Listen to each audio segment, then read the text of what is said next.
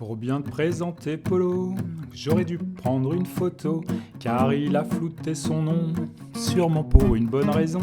Nommé à la place Beauvau, il se voit beaucoup plus haut et se présente à l'élection, mais ça va coûter bonbon. Alors il pense à son amie la vieille, lui fait comprendre qu'il le vaut bien. Une carte bleue contre une carte vermeille, c'est pas gagné, elle capte rien.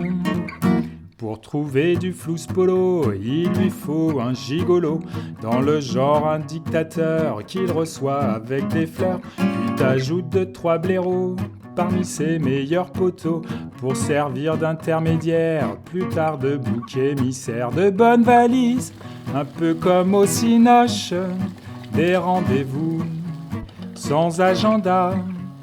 Une fois qu'il a des millions plein les poches, manque plus qu'à maquiller tout ça.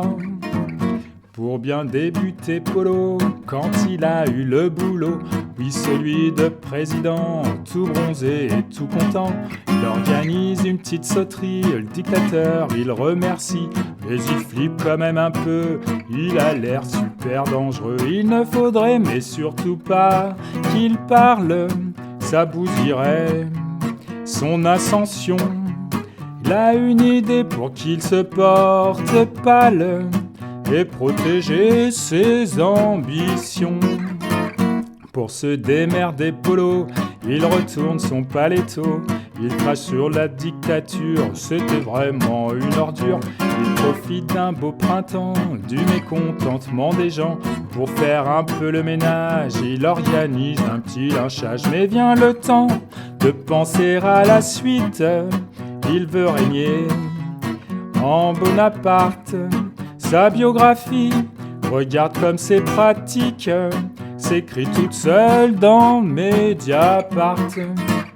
Pour continuer Polo et pouvoir rester en haut, il veut encore se présenter, mais il a toujours pas de blé.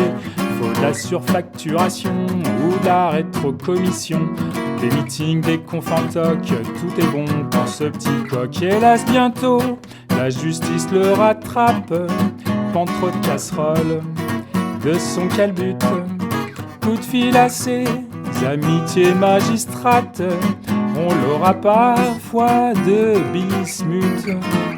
Mais Polo aime bien courir, ça tombe bien car vient de s'ouvrir son marathon judiciaire. Il tremblote mais fait le fier, il veut dire son innocence, voire soulager sa conscience. Il n'y perd rien par surcroît, on sait bien qu'il n'en a pas.